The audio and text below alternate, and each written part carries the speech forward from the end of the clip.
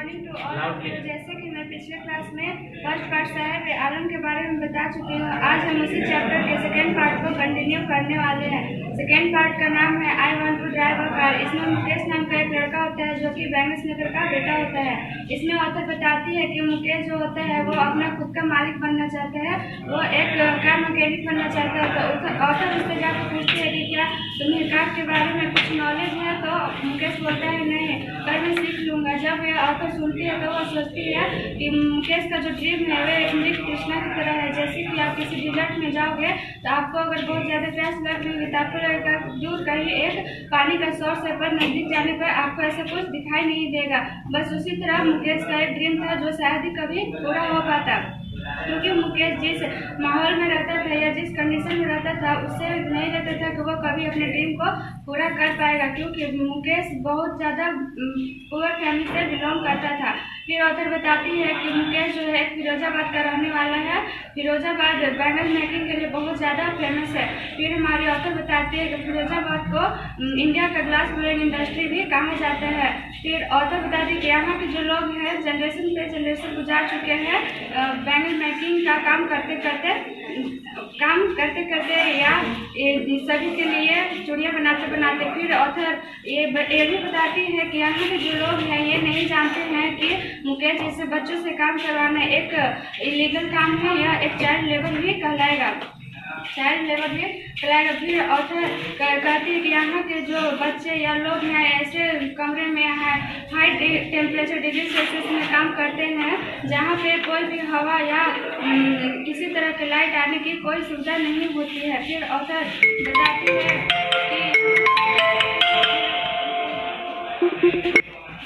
बताती है कि जो लोग हैं अगर यहाँ पे कोई लॉ फोर्स या कोई लॉ नियम लगा तो यहाँ सरकार जो यहाँ के 20,000 से अधिक बच्चों को बचा सकती है।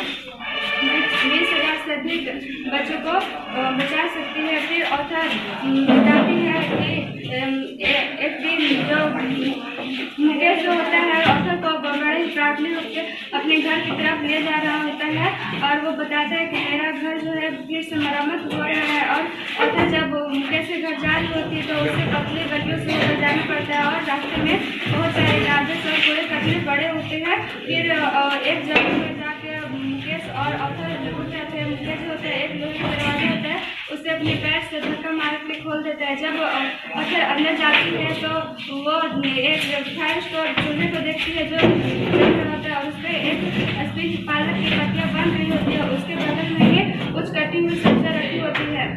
फिर ऑथर देखती है कि उस चूल्हे के बगल में एक दुबली पतली सी कमजोर लड़की होती है जो पूरे फैमिली के लिए खाना बना रही होती है। फिर ऑथर देखती है कि जो वो औरत होती है दुबली से उसके आंखों में चूल्हे का पूरा धुआं भरा होता है पर फिर भी वो उस धुएं के बीच से मुस्कुरा रही होती है।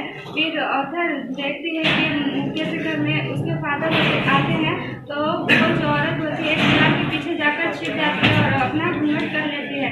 उस समय एक कस्टम चल रहा होता है कि किसी भी अपने से एल्डर के सामने बिना घूंघट किए नहीं जाना होता है, तो वो औरत घूंघट करके दीवार के पीछे चली जाती है। और मुकेश के फादर वहाँ आते हैं, वो बताते हैं कि वे बैंगल मेकिंग के अलावा और कोई काम नहीं कर पाए हैं। इससे पहले वे टेलरिंग का काम भी कर चुके हैं और उसमें वो ज़्यादा अच्छे से काम नहीं कर पाए हैं। वो इतना ही कि वो फिर बैंगल मेकिंग का काम किया, वो बस उतना ही कर पाए हैं कि वो फिर से अपने घर को अच्छे से मरम्मत कर पाए हैं। वे इतना करने के बाद भी अपने दोनों बच्चों को अच्छे से स्कूल में पढ़ा भी नहीं पाए हैं। फिर जो मुकेश की ग्रैंड माँ होती है वो बताती है कि उन्होंने कैसे अपने हस्बैंड को इस डस्ट की वजह से अंधे होते हुए देखा था। फिर ऑथर बताती है कि एक छोटी सी बच्ची सविता नाम की एक लड़की होती है जो कि पिंक ड्रेस पहने हुए एक एल्डर वुमेन के बगल में बैठी होती है और वो छोटे छोटे कांच के टुकड़ों को होल शेप दे रही होती है।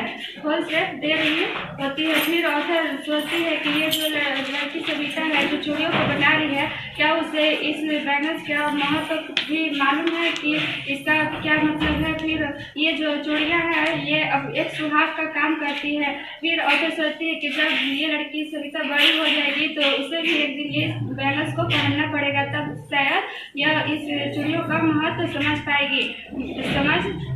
ऑथर फिर जो सविता के बगल में एक वुमेन होती है, बैठी होती है, वो इस काम को करते करते अंधी हो चुकी होती है और वो भी अपने हाथ में माइनस पहनी होती है।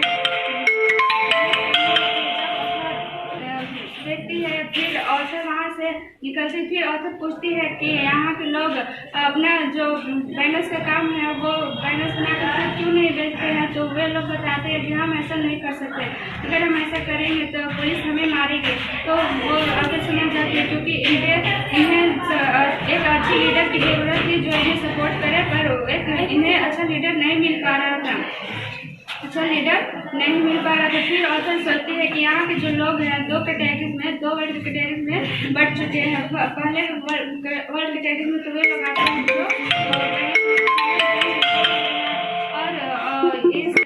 जो इस बैंगल फैमिली में जन्म लेते हैं, वो सोचते हैं कि अगर हम इस फैमिली में जन्म ले चुके तो हमें अपने लाइफ टाइम तक यही काम करना है और कुछ नहीं कर सकते। और अगर अदर ड्रीम रखते भी हैं तो उन्हें उसे पूरा करने के लिए बहुत ज़्यादा स्ट्रगल करना पड़ता है अपनी लाइफ में, और फिर भी वो इतना सक्सेस नहीं हो पाएंगे।